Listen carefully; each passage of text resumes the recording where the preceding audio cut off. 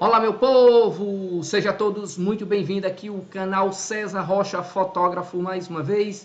Boa noite, pessoal! Boa noite para vocês aí, vocês que acabam de chegar agora aqui no canal. Aproveita agora, deixa o like, deixa o seu joinha. Muito obrigado a presença de cada um de vocês. Auxílio permanente foi assinado, será 400 e 800 para a mãe chefe de família. E agora como é que vai ser? Rodrigo Pacheco, presidente Jair Bolsonaro viajou para Guiana e o presidente da República em exercício, quem ficou foi o Rodrigo Pacheco e também assina 2 decretos, isso mesmo, Rodrigo Pacheco assinou 2 decretos, dá uma olhadinha os decretos que o Rodrigo Pacheco assinou, notícia boa aí, e portanto, vocês que acabam de chegar agora, aproveita agora, deixa o like aí, preste atenção no seguinte, olha só o que foi que o Rodrigo Pacheco falou, que o presidente viajou e ele ficou como substituto, dá uma olhadinha aí. O senhor ainda é presidente da República em exercício ou não? Sim, por algumas horas, presidente interino, por força da viagem do presidente Jair Bolsonaro e dos imediatamente na linha sucessória, que também viajaram ao exterior.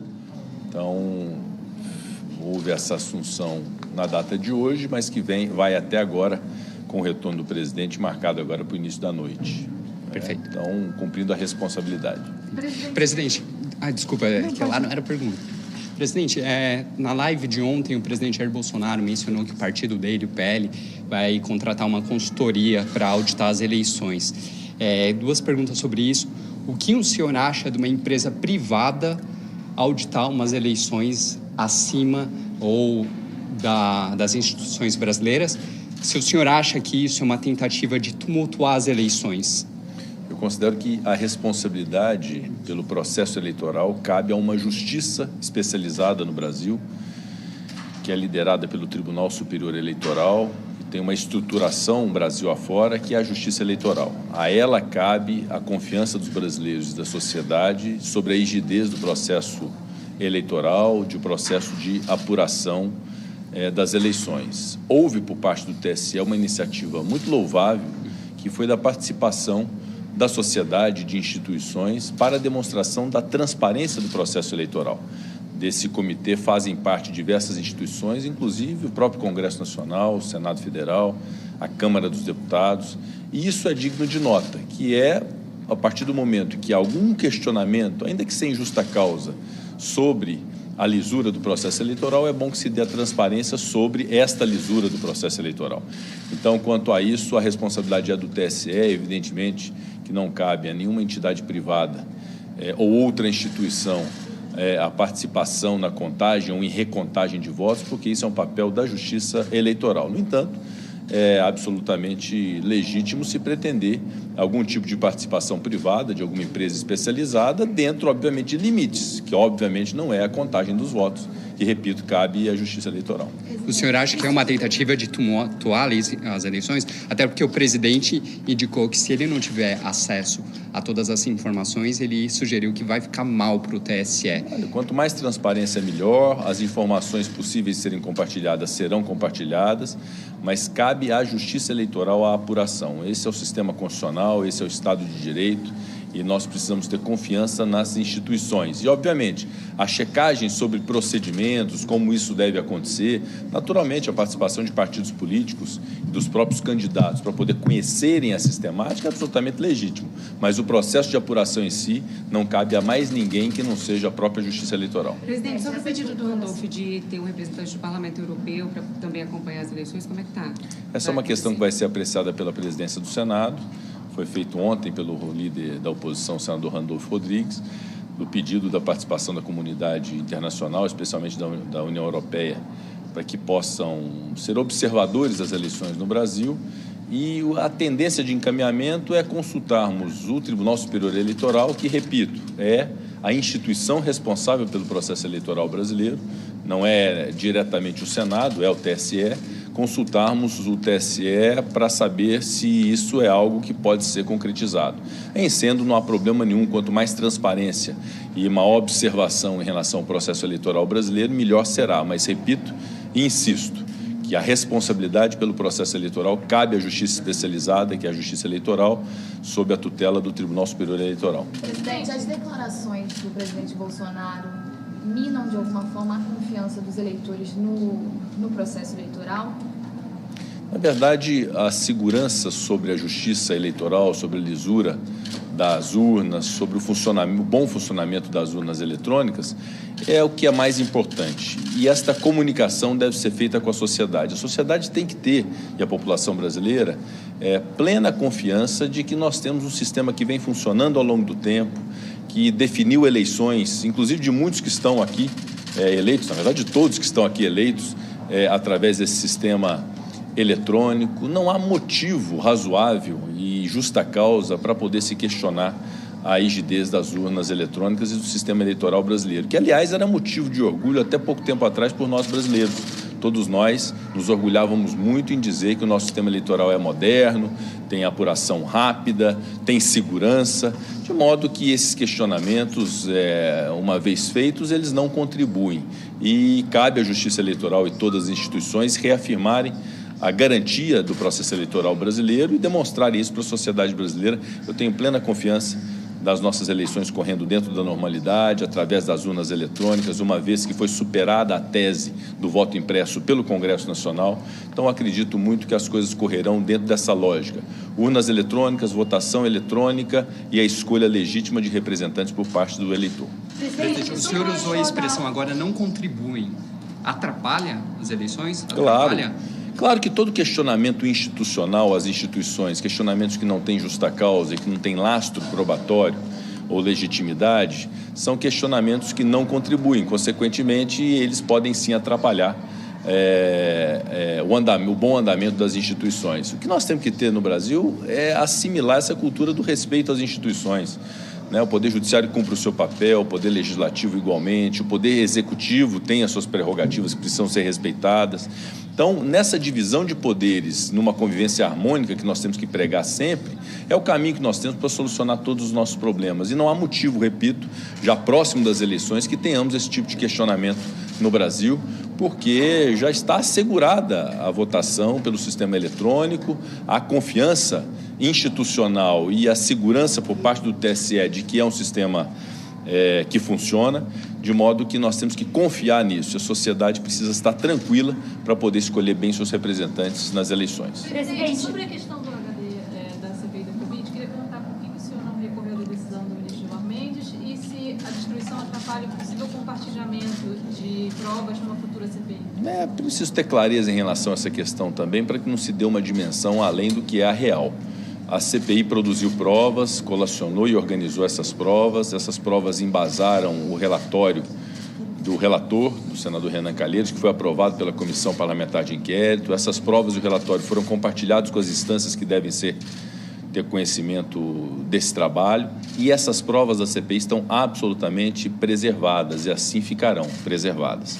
Há um grupo de provas que houve um questionamento judicial por ocasião da CPI, e quando a CPI ainda existia, e houve uma decisão no mandado de segurança que determinou acautelar essas provas e determinar sigilo a elas. E elas não foram utilizadas no trabalho da CPI. Uma vez que se encerra a CPI, se encerra a investigação, essas provas não são utilizadas, a sua inutilização é o caminho jurídico normal. E houve uma decisão do Supremo Tribunal Federal, da lavra do ministro Gilmar Mendes, que evidentemente o Senado Federal, uma vez comunicado da decisão judicial para a inutilização dessa prova não aproveitada e não utilizada, já encerrada a CPI, é o caminho natural do cumprimento da decisão judicial. Nada além disso. Sobre a questão de recurso, havia até uma discussão sobre legitimidade disso, porque é um mandado de segurança, um remédio constitucional que tinha a CPI e o Senado Federal como responsáveis pelo cumprimento apenas. Então é uma ordem judicial e o interesse de agir não necessariamente era do Senado. Então é uma coisa muito natural que aconteceu, não há motivo para se alarmar, nem há qualquer prejuízo ao trabalho da CPI, porque as provas colacionadas à CPI, que embasam o relatório da CPI, estarão todas preservadas. Presidente, o senador Omar Aziz disse ontem que ia conversar com o senhor para tentar ver algum recurso para impedir a destruição das provas. Os senhores conversaram? Sim, conversei hoje pela manhã com o senador Omar Aziz, expliquei a questão jurídica a ele. Nós estamos orientados pela advocacia do Senado, isso não é uma posição exclusiva do presidente. Esse tipo de assunto, até se tratando de uma ordem judicial, é muito importante ouvir a advocacia do Senado, e a posição é justamente essa, exatamente isso que eu disse, é uma decisão judicial que não tem nada de absurdo nela e que determina a inutilização de provas não utilizadas por uma instância que já se encerrou, que é a CPI. Então, até para preservação do devido processo legal, é importante que essas provas não utilizadas sejam, então, inutilizadas, especialmente por força da decisão judicial. E nós vamos cumprir a decisão judicial sem problema algum e com muita segurança de que isso não prejudique absolutamente nada o trabalho da CPI, que foi um trabalho bem desenvolvido e que surtiu seus efeitos através de um relatório cujas provas estão preservadas. Presidente, e sobre aquela comissão do caso da menina Yanomami, como é que está o processo de instalação? Também houve uma solicitação que será apreciada pela presidência do Senado, inclusive uma solicitação para que haja uma comitiva em deslocamento até a localidade para a apuração dos fatos. Isso também é uma questão administrativa que nós vamos decidir muito brevemente. Presidente, com relação ao preço dos combustíveis, já há uma previsão para a reunião com o ministro Paulo Guedes? Exato. A manifestação do Ministério da Economia foi no mesmo sentido e ao encontro do que nós pregamos, da importância de fazer cumprir a Lei Complementar 192, derivada do PLP 11, que é justamente dar o efeito prático, né, na bomba de combustível para a redução dos combustíveis. Então, há esse sentimento do Ministério da Economia e eu espero que nos próximos dias nós possamos ter um encontro com o secretário de Fazenda dos Estados e que possa o CONFAZ, que é a instância própria disso, rever sua posição da fixação de uma alíquota de REN muito alta que acabou impedindo que houvesse a redução do preço de combustível. Muito ao contrário, em muitos lugares houve um aumento do preço do combustível, que é um efeito terrível e contrário ao que era o desejo do Congresso Nacional quando editou aquela lei. Então, respeitando os estados, respeitando os governadores, eu faço, de fato, esse apelo que está materializado naquele ofício que fiz ao CONFAZ, para que haja uma reconsideração dessa decisão e que se fixe uma alíquota justa para o ICMS nos estados. Vocês estão discutindo justamente isso no encontro de agora com a assessora do ministro Paulo Guedes? Exatamente esse assunto foi tratado com a secretária Daniela Marques, do Ministério da Economia. O ministro Paulo Guedes está de repouso, né, em razão, me parece, da Covid, ele não pôde estar presente, mas é a posição, ela veio reiterar a posição do Ministério da Economia, concordando com a posição da presidência do Senado e colocando-se à disposição também para essa reunião com o secretário de Fazenda para que encontremos um bom termo. Presidente, quantas provas do HD da CPI da Covid devem ser destruídas? Na verdade, estava marcada a diligência de cumprimento da decisão do Supremo Tribunal Federal na data de hoje. Identificou-se lá, até para garantia do devido processo legal e garantias individuais, que não houve a notificação a todos que deviam ser notificados, especialmente o Ministério Público Federal. E eu não sei se o impetrante do mandado de segurança, eu confesso que eu não tenho uma segurança absoluta do que foi o vício ali identificado, mas agora cumprindo essas formalidades, são questões formais de notificação de todos esses sujeitos, aí é marcar uma nova data para que haja essa inutilização. O adiamento foi por causa do Senado que resolveu adiar ou foi o Supremo que resolveu? Foi a advocacia do Senado que identificou que o procedimento para inutilização é preciso dar ciência a todos os sujeitos do processo. E não havia sido dado ciência formalmente. Então, vai ser feita essa ciência formal para que possa ser concretizada e cumprida a decisão judicial. Por que a cerimônia é fechada para a destruição? Eu confesso que eu não sei qual que é a previsão regimental para isso. Me perguntaram se eu já tinha participado de um ato desse. Confesso que nunca participei de um ato desse no exercício da presidência, nem antes. Tem que ver se há alguma previsão regimental, mas é porque não há uma solenidade. Considerando provas de natureza sigilosa e imposto esse sigilo pelo Supremo Tribunal Federal, é conveniente que se garanta a presença das partes da relação processual, Ministério Público Federal e a parte interessada, eventualmente com algum representante do Judiciário que queira participar, sem a publicidade, considerando que são dados sigilosos. Então, talvez seja em razão do sigilo das informações que são inutilizadas. O senador Marcelo Castro falou, que é relator do orçamento, falou ontem que há uma discussão sobre retirar o Auxílio Brasil do teto de gastos. Se essa discussão vingar dentro da CMO, o senhor vai se posicionar como? Qual a sua interpretação disso? Olha, isso tem que ter muita cautela, isso tem que refletir, fazer conta, e nós não podemos firmar uma posição, até porque nós temos um compromisso com a responsabilidade fiscal e com o teto de gastos públicos. Em alguns momentos em discussão aqui no Congresso Nacional, se ventilou a possibilidade e a hipótese de retirada de determinadas despesas do teto de gastos, em algum momento até do Bolsa Família, que se pensava em retirar do teto de gastos, e essa medida foi muito mal vista, de um modo geral, tanto que foram mantidas essas previsões dentro do teto de gastos. Quando houve exceção, foi uma exceção mesmo, como foi naquela PEC no início do ano, para se dar o auxílio início do ano passado, né, o auxílio emergencial. Muito bem, o Bolsa Família se transformou no Auxílio Brasil. A dotação orçamentária do Bolsa Família era algo em torno de 35 bilhões de reais. O Auxílio Brasil agora vai chegar perto aí dos 90 bilhões de reais, então é um aumento muito substancial. Houve medidas relacionadas aos precatórios que retiraram esses superávites dos precatórios do teto, isso pode abrir um espaço fiscal. A inflação acaba afetando também o cálculo do teto de gastos, que se torna mais elástico, então aumenta um pouco o teto de gastos. Então essa é a conta que precisa ser feita. Agora, uma premissa fundamental. O Auxílio Brasil é o principal objetivo, e ele precisa ser concretizado, ele não pode faltar nesse ticket mínimo de R$400, a população espera isso deve ser concretizado, aumentou o número de famílias de 13 para 17 milhões de famílias atendidas, há ainda famílias que esperam ser incluídas no programa, cerca de 700 mil, 800 mil famílias. Então, esse é o objetivo principal, encontrar a solução orçamentária, fiscal e legal para poder incluir essas famílias e efetivar esses pagamentos. E, de preferência, com a preservação do teto de gastos públicos. Então, esse é um exercício que vai ser preciso ser feito na Comissão Mista de Orçamento, e o senador Marcelo Castro é um expert nisso, conhece profundamente isso, vai contribuir muito, com o Ministério da Economia. Então, todos os sujeitos têm que encontrar uma solução. Eu acredito muito na matemática, na ciência econômica, na ciência política e no bom senso para a gente chegar a um bom termo. Presidente, sobre o projeto do indulto, avançou alguma coisa? Ainda não. Estamos avaliando. Obrigado. Gostou de ser presidente? Oi? Gostou de ser presidente da República? É um dia...